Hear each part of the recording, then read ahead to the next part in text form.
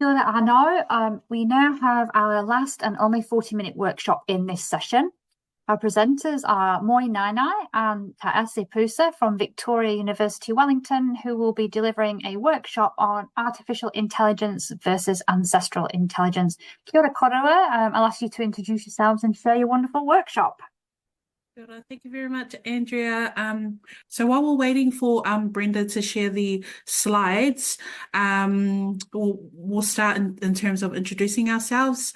Moi, did you want to go first? Yeah, Talafalava. My name is Moi Nanai. I am the Pacific Learning Advisor here at Te Taiako Student Learning Victoria University. Thank you, Moi. Talafalava and kia ora. My name is Ta'ase. I am the Senior Learning Advisor at Student Learning for Victoria University in Digital Technology. So welcome everyone and thank you for your time and choosing to watch our workshop. As you can see and based on our abstract, this is all about ancestral intelligence and artificial intelligence and what it means. And I thought to give you a little background in terms of how this came about and how we got here. So one of the reasons why me and Moi had started to look at doing a workshop was to do with a conference that we went to for Pacific staff in tertiary education. So that conference was a week and it was about artificial intelligence and ancestral intelligence and bridging that gap. However, from that conference, we didn't actually learn much from it. So we came back and did our own research. And so this is the outcome of that because we were so intrigued by the concept and we found that the idea of artificial intelligence is quite a scary thing for some people. So we wanted to dig in and research it more. So we hope you enjoy as much as we've enjoyed working together and looking into this topic. Oh, so I'll just take you through the agenda. So we're just going to talk about what is artificial intelligence and what does it mean by ancestral intelligence. Are these two the same thing, or how can we put a definition according to me and Tatsu's own conversations and discussions? Then we're going to take you through the types of artificial intelligence, some which may not be new to a lot of you, some may be new, and then types of ancestral intelligence. Then we're going to get into some examples of AI applications. Then looking at the connection between learning concepts and ancestral intelligence, which we'll discuss more with our activity as well. And then end it off with some final questions about how can we bridge the gap between these two concepts. Okay, so I think everyone here might get a fair idea or know a fair idea of what artificial intelligence is, but just briefly, it's a concept of artificial intelligence which refers to the simulations of a machine of human intelligence, the processes, and specifically in terms of how computers are performed. Then if we go down to ancestral intelligence, we actually found an article, and this was one of the recent articles that we identified to give an actual definition of ancestral intelligence, and there was no way of us paraphrasing it because it was too good. So it's a concept and it's not recognized in the field yet as a way of AI, but instead it refers to the wisdom, knowledge, and cultural heritage passed down through generations. Obviously, it's a collective experience and it looks at the learnings of one's ancestors and the preservation of their insights and traditions.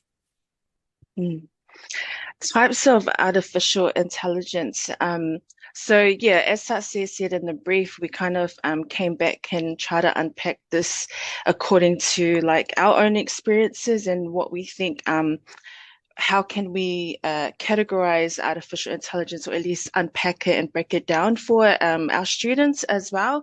So this is not new. I mean, some of you have heard of the concept of cultural intelligence, which there's quite a bit of research out there about using your cultural intelligence. But in terms of So this is the artificial intelligence. Sorry, I was talking about ancestral intelligence. Do you want to go? Sorry, Sasha, Yeah, you go through the artificial that's intelligence. okay. Getting excited there. Yeah, So sorry. the types of artificial intelligence that some may not know is that there is narrow AI, general AI, and super intelligent AI. I think one thing that we did identify is that we didn't actually know that there were different types of AIs while we were researching it, but also the fact that there is a lot of things that we currently use on a daily basis that is AI, but is more so a part of our normality. And so just figuring those out and trying to unpack it so we're able to understand it for our students when we're looking at the types of tools that they use. Yes, okay, so then it's me. So yeah, ancestral intelligence, as I was saying, there is a lot of talk around cultural intelligence, but there's not much about ancestral intelligence, and particularly in the learning advisory space, as well as the connection to artificial intelligence. So we kind of discussed it as three categories. The first one is the community intelligence. This is the intelligence that you can find between communities, and of course, in a lot of our institutions, there is a community there for Pacific students. We definitely have one here at Te Reinga Waka. You can find Pacific associations where they share this intelligence, this traditional knowledge with each other. But you can also find communities outside of institutions, which is yes, the extended family intelligence that you can find there, and also churches. Churches play a big part in the type of community intelligence that a lot of our students bring into our spaces. And then the second one we thought would be geographical intelligence. Now, this isn't really talked about as much because of the word Pasifika or the umbrella of Pasifika. There's a lot of assumptions that a lot of these students come under this one umbrella, and therefore it affects the way we kind of use the same kind of strategies. But me and Sasha discussed actually, there is this difference in the geographical intelligence in terms of where the students from. So students that are born and bred in the islands that come over here to study, internationally, they bring over a particular ancestral intelligence that students from the diaspora, students that are children of migration that have been born and bred in New Zealand don't necessarily have. And I think differentiating these two groups are very important. So there's geographical intelligence according to the whenua that you're from. And then of course we have the generational intelligence. This is the intelligence that you can't find in research, you can't find written down. This is the intelligence that is passed down by oral storytelling. Yes, there may be a bit of research there, thesis there that talk about our myths and legends and how to incorporate it into the institutions, but there's a particular intelligence that are only meant for your ears. And these are the histories, the rituals, the traditions that are passed down through generations. And if I may add to that, some of with the geographical intelligence, it's not limited to our examples of Pacific students.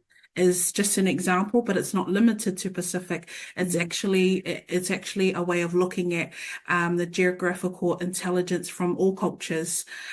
And also, if you're not aware of Benedetto, who talks about place-based education, it kind of comes back to the idea of where your feet lie on the whenua, and looking at it from a different perspective as well. So there are many branches in terms of looking at these three types of ancestral intelligence that me and Moi are looking into. And it's like a whole new world of understanding where this concept can take us. So some of the examples that we had identified in terms of AI applications was in the sectors of health, communication, and education. And the health one was quite interesting because there was a case study on MedPalm, and what MedPalm is AI based, and it was designed to assist medical context, particularly in healthcare questions and providing diagnostic support. And the whole idea of it was to not replace doctors in this case. It was more so to assist them because of the lack of support or doctors that are currently across the world. And so it's just adding more efficiency or enhancing the efficiency to reduce errors and also supporting doctors and medical practitioners in their work. And what was found from this was that some doctors felt as though there was doubt in what they had learned and what they were as doctors.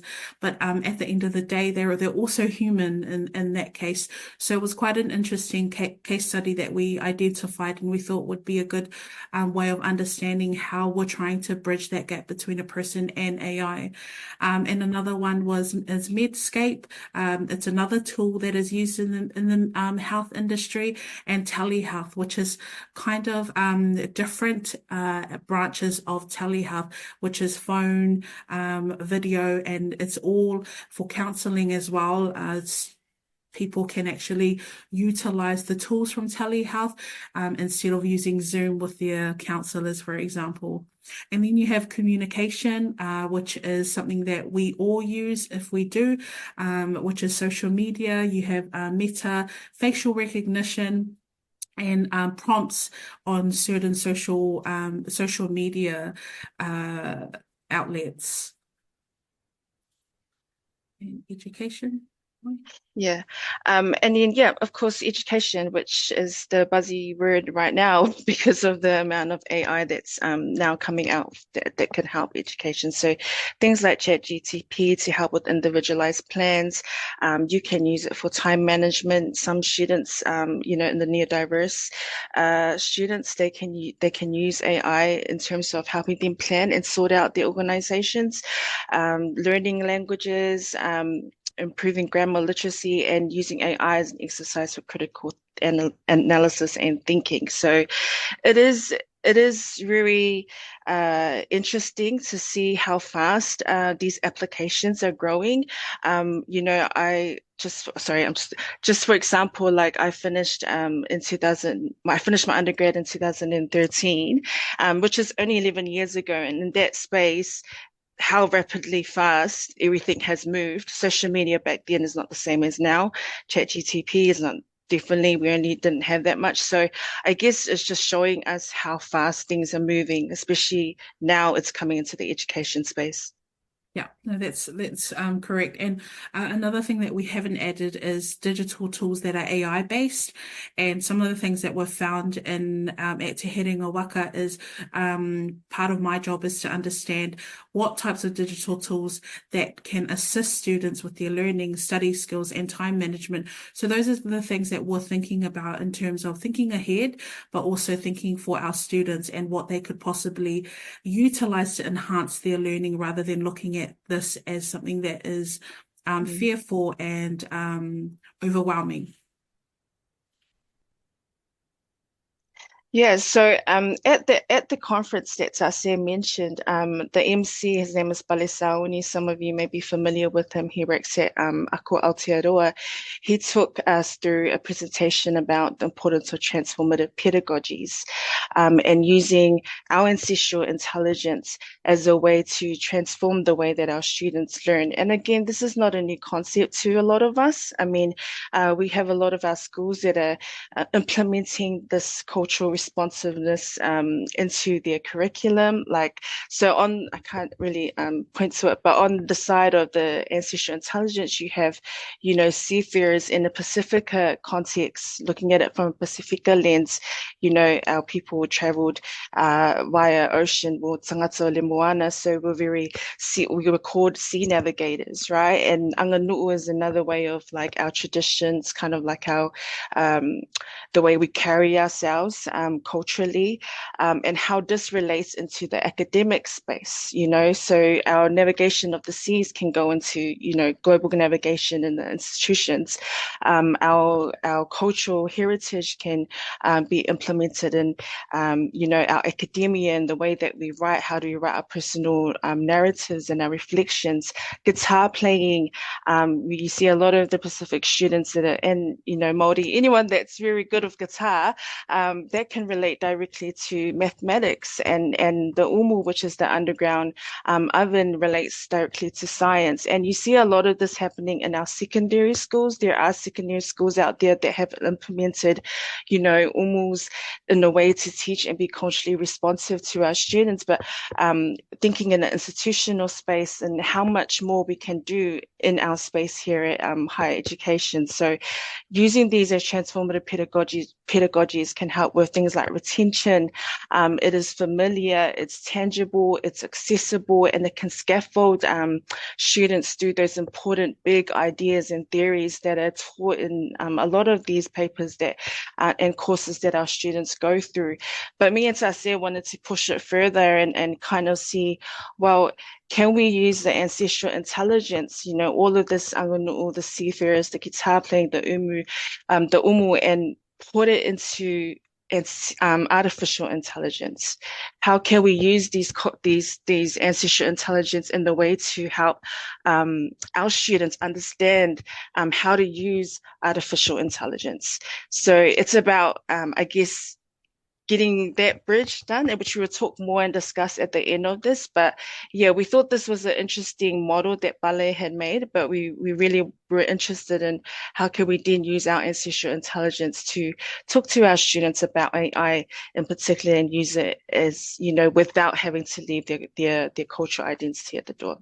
And also the just branching off that is looking at the idea of once it's set in stone in terms of when students are able to get that cultural responsiveness from our educators or from our advisors, whoever it is, we're looking at more so the applied pedagogies and what that would look like in this space, and how it could be done.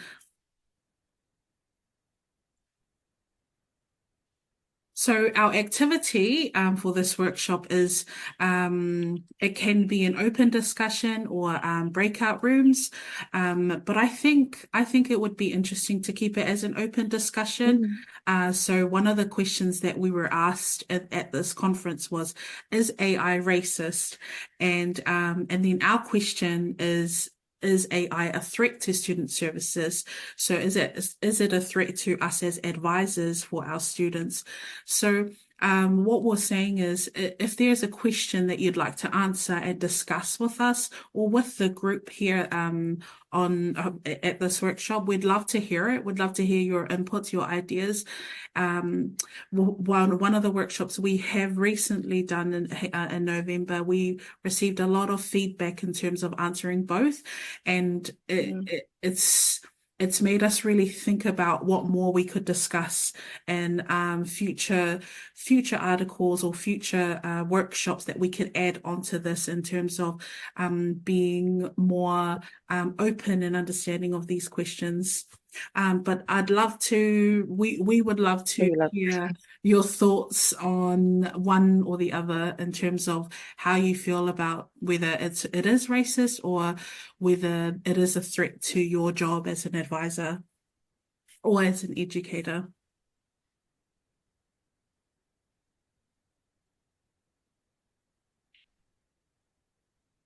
So we'll just give 5 minutes, or 5 or 10 minutes, just for anyone who'd like to give us.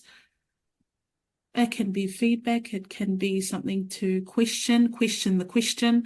It can, just your thoughts on it, and we'd really appreciate it.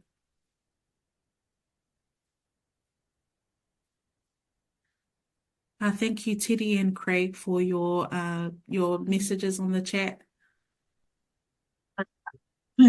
Hello, for Gil, say great presentation. Hey, look, I'm just going to make a quick comment on question 1.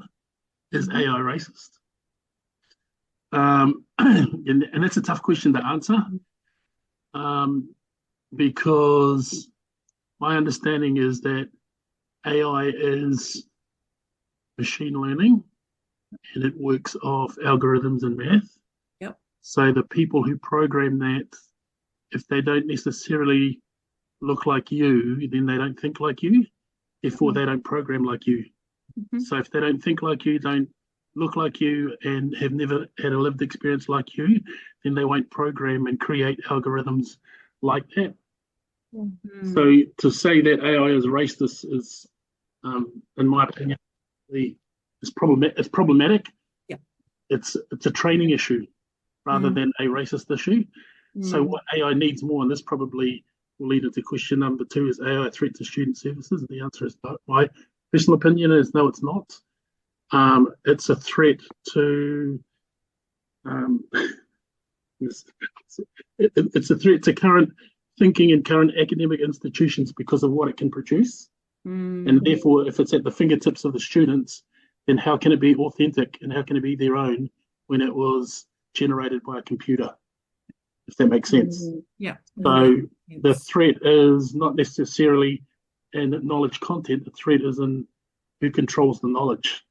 So that AI bot or any particular AI platform that you go to it is trained by certain data sets, and whoever provides those data sets, whether they have Pacific people factored in there or not, whether it has Pacific languages factored in there or not, Māori words, norms, cultural practices factored in there or not, is its own separate challenge. So it's just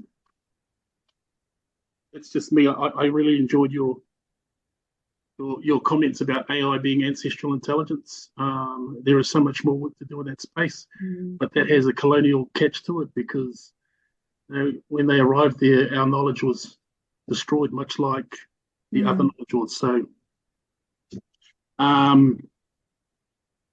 yeah, that's my own personal view. Is that if we can teach our students how to use those AI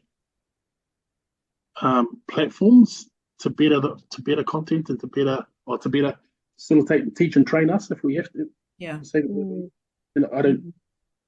Yeah, that's just me. But anyway, I hand back to someone else. They're going to be chat. Yeah. I concur with what Teddy just said. It's been a very interesting presentation, so thank you for that. And also, I agree with his summation of what he said about AI. And I think the challenge that we have as learning advisors is, as other speakers have said during the day, it's learning about the evolution of AI and how we can utilize that as learning advisors and also incorporate that into how we interact with our students. So, yeah, it's an interesting, for want of a better word, beast and evolution of it. And, yeah, like you said, how we can, I guess, use AI to assist students, but also, I guess, restrict, what am I trying to say here? Not to let the genie out of the bottle and so the students can do their own work, but we support them, I guess, and show as you said earlier, the positives and negatives of AI. So, yeah, interested to hear what others had to say, but I don't know if it's a threat as such to student services, but I think it's how we and our konga incorporate it into our learning and profession. Yeah, no, that makes sense, Craig. Thank you so much. And just trying to understand what both Craig and Teddy have mentioned, I think correct me if I'm wrong based on what you've both said, is that there needs to be a way that we understand AI as advisors, but also looking at it as a way that, yes, not to give students AI tools in terms of just letting them be and not knowing how to use it, but more so having that ethical understanding of how to use it to better enhance their learning rather than them just using something that they don't understand, which is currently what is happening and what we've found at Te Herenga Waka is students using AI and not realizing the consequences of it and not realizing how it affects their learning critically. And when they come in to us to see us as advisors. We do have a few comments here. From Julie. She's just mentioned that I'm not sure AI is a threat to our services, but I think it would change them significantly over the next few years. And I agree with this. I guess it means that we need to adapt and be more ahead of these things in terms to be able to assist these students, because yes, the energy does not end in terms of AI. And just like Moya's experience in graduating in 2013, and Corey, I wouldn't say AI is racist, but it is definitely Eurocentric, where its knowledge base is taken from a predominantly Western battery of understanding that lacks any nuance pertaining to Indigenous or ancestral knowledge. Yes, we definitely agree on that one. And Margie, I hope I said that correctly. She's mentioned that I think it is a threat to in some way to our current way of operating, but great opportunity in this also for advisors to operate differently. Yes, that's definitely correct in terms of operating differently and adapting to the digital world and the way the world is going, especially education itself. And then the last two that we have here is us from our team. AI doesn't have to be a threat to the student services, but it might become one of institutions perceive it as a way of saving on costs. Yes, that's another thing to look at, is by not having human advisors, there might be just the idea of the developments of tools, the idea that it might be that they look at the costs, and economically cost is quite important in certain institutions, and the idea that some tools might be useful for saving on costs. Just want to also add in there, to say that we did share this conference at a previous in-house symposium, and we asked these questions. One of the responses was maybe AI is not racist but biased, and which is good, because we see a lot of that discussion coming out of here that it's actually not the right word. But me and Sasia, I think we didn't want to change the question, just to put it out there for us to have that open discussion. And it's really good to see the responses coming through, or having this general understanding around, yes, AI has its flaws, but as the years go by, it will start. It's a learning model. It's whatever we input, it will output. Just for example, this other day I was on ChatGPT, and I asked it a question, and then I asked to reply in Samoan, and it actually gave me the reply in Samoan. So it's coming a long way. It's moving really fast. And again, it's just emphasizes why I think it's really important that we continue to research around this area, particularly in connection to ancestral intelligence. Yeah. Hey, girls, can I just share one more thing? Yeah, sure. Just a quick example, because you girls are providing examples. So for me, AI is human initiated, artificially generated. That's how I look at it, right? So the AI won't do anything unless you initiate something. So you ask it to do something. You ask it to get me this, what does this look like? So ChatGPT 4, it does text to image right about now. And so I asked it, so this is in the ancestral space as well as in the artificial space. So my grandma died 2 years ago, and she was 1 year shy of 100. So she was born in 1923, but I don't have any photos of her in 1938 when she was a teenager, or 1945 when she was just recently married to my grandpa. So there are artificial bots that I can go to, that I can train, and I can give them a photo of my grandfather, and I can say to it, what would my grandfather look like in 1943? We don't have that photo. So it'll take the image of my grandpa that I just gave to him, and it'll generate what my grandfather may look like in 1936. So that's how AI, ancestral intelligence, Mm. can be supported by artificial intelligence, because I got no photos of my grandparents in that era. Mm.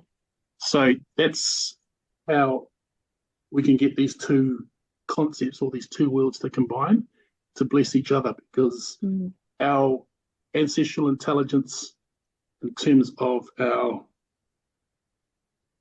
grandparents, great grandparents, and their knowledge system and their knowledge bases, are slowly but steadily dying with our old people. So anyway, that's just something I wanted to share. Thank you, Tere. Oh, so on to the next, please. Next slide.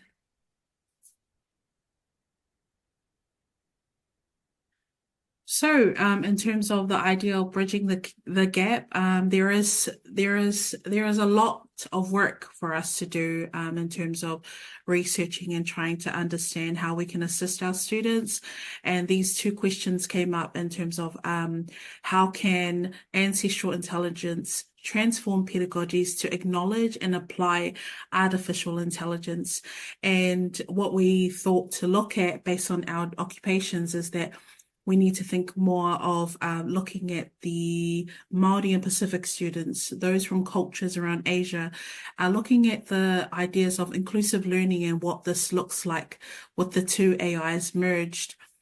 Second and third language learners, Manaaki students or international scholars and those with refugee backgrounds, students with disabilities, and also looking at creating a framework in the near future to help us understand that more. And another thing is age. I think there was someone who asked why age, and to answer that is the fact that a lot of our young students who come into university, there is this assumption that they know how to utilize AI, and unfortunately that's not necessarily the case. And so it's understanding that that assumption is just an assumption. And so age is definitely important to look into. And then the second question was what are some of the different ways we can discuss this topic with our diverse learners? Did you want to add anything to that, Moi? Yeah, no, I think it's very important. And it's yes, this was looked at in terms of a Pacific context, but in all realities, like Tase mentioned, this can go across the board. We see in terms of the age thing, I also would like to talk about like our mature students as well, that are quite some are very fearful, or some use it as a grammar check or write my essay kind of thing. So it's about trying to identify those differences between our students, and not umbrella them and make assumptions, and creating a bridge between the two concepts. And the last slide, please. And so one of the things that we wanted to show is that the idea of ancestral intelligence is thinking ahead with our past in mind. And we think this is so significant in terms of the fact that we're ahead of the game from what it was back then, but we're looking back. And so that's it's quite confusing, but also very powerful in understanding AI and ancestral intelligence. And so just the idea of learning things and coming up with certain aspects of ancestral intelligence has not only made us more aware of how we use AI as advisors and also with students, it's made us aware of the fact that there is a large gap in the research of ancestral intelligence, and that there needs to be more work done for us as advisors who are interested in the topic. Did you want to add one last thing, Moi?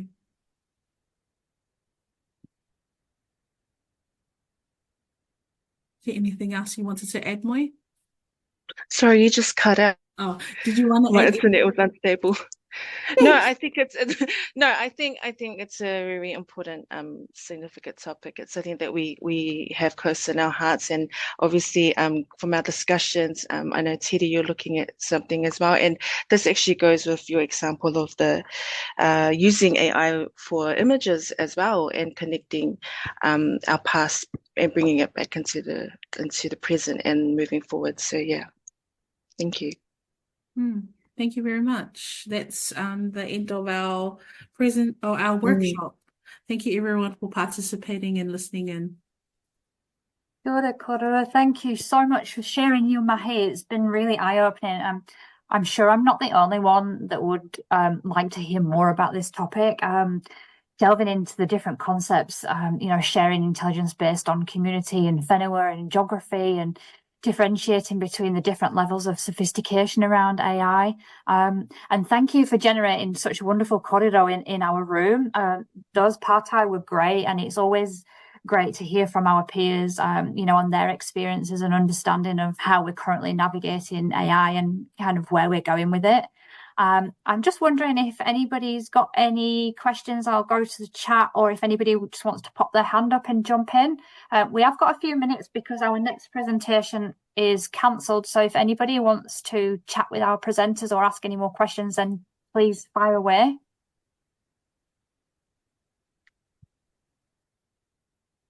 Any hands? We've got lots of thank yous, very interesting, great insights, good questions. Thank you very much. Using the concept of ancestral versus artificial intelligence, fascinating, very interesting. Thank you. Fantastic. I think it's all love and praise coming in. I can't see any questions there. No, thank you. That's absolutely fantastic. What a wonderful way to end our time in Room Rua.